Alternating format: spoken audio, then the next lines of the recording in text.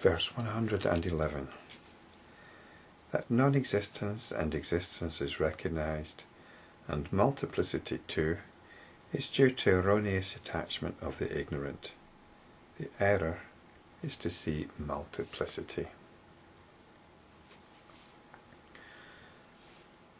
So non-existence and existence and multiplicity too, this is the ordinary understanding. Things come into existence, things die, things are born. Things are born, things die. Something is created, then it's destroyed. And this is going on with lots of different things, lots of different entities, creatures, people, sentient and insentient beings are coming into existence and going out of existence.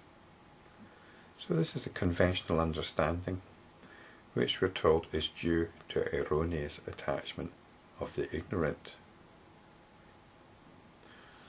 So we're caught up in this understanding that there's a multiplicity of things going on. So what do we do about this? What do we do about it?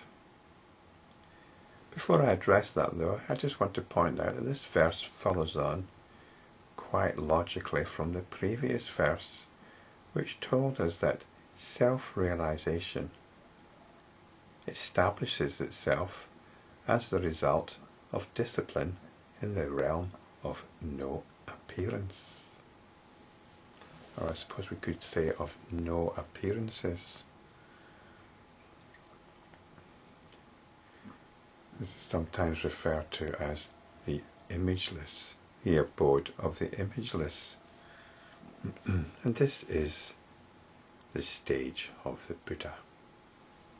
So how do we realize this? How do we realize the self as in self-realization? And how can we establish this by practicing the discipline of no appearance? The question I want to ask you is, how close are you to yourself?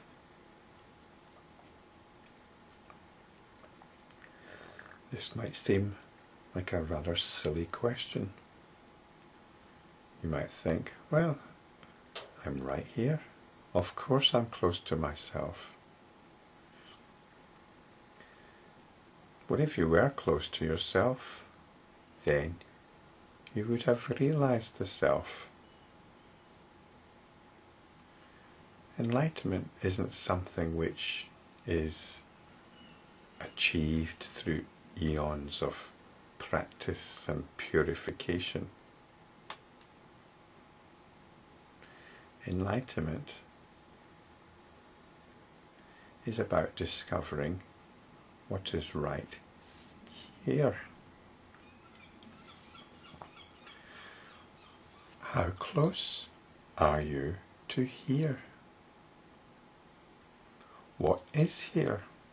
What is here? I invite you to look. I invite you to look at where you actually are. If you ask somebody, where are you? They would say, well, I'm here.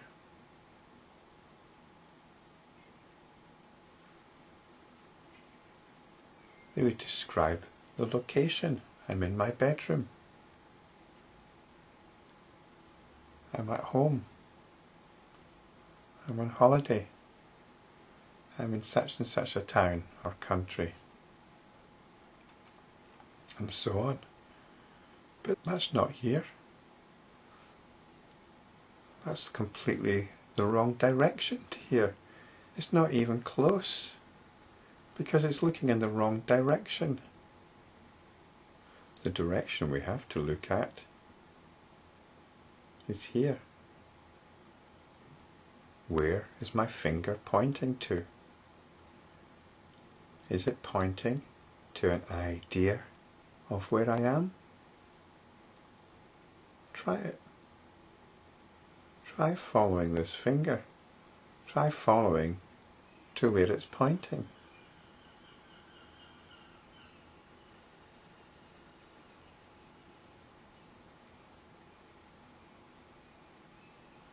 Don't follow to where you think it's pointing. Follow to where it's pointing. Now answer the question, what is there here?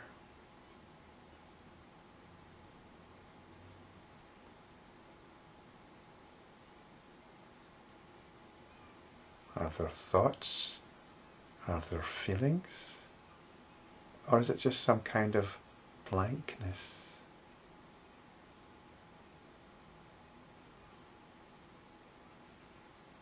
Don't you have some trouble actually answering this question? Because there's nothing here really. Something blank, something vague.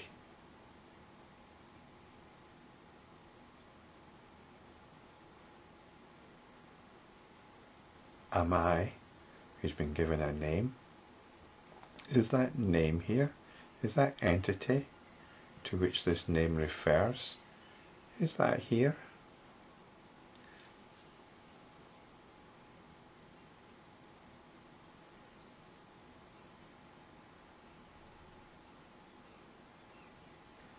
If you can do this honestly, without getting caught up in notions or ideas of what is here, then this should all start to make sense. This realm of no appearance.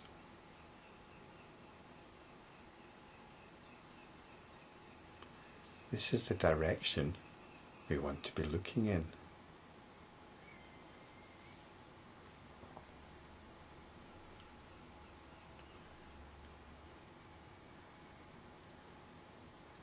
It's about turning the attention from its habitual going out.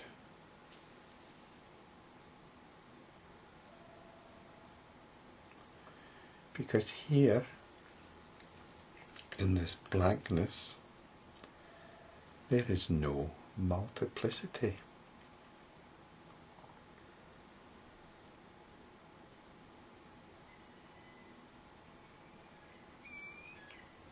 In fact,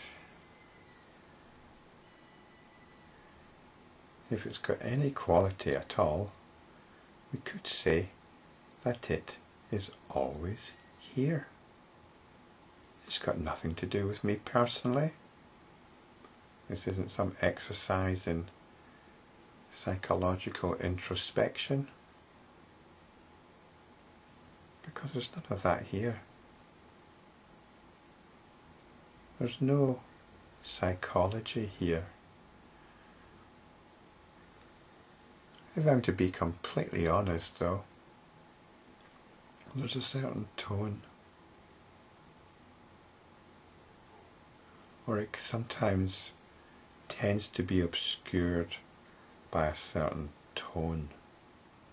It's a bit like going to a cinema for the main event and there's somebody sitting in front of you. And that tone is to do with my psychology, but I'm going to say more about that at another time. So I tend to see that tone, but if I'm on the ball, if I'm sufficiently bright coloured, charming and auspicious, as verse 108 says, then I can get round it and look closely at what is here.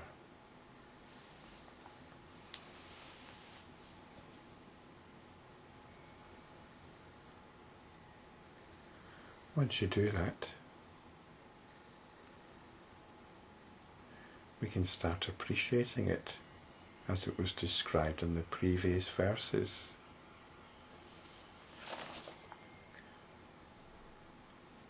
As the Akenishta heaven shining brightly, although this is just the approach, we turn to the Absolute, described in verse 107 as Maheshvara. And then we enter the stage of the Buddha.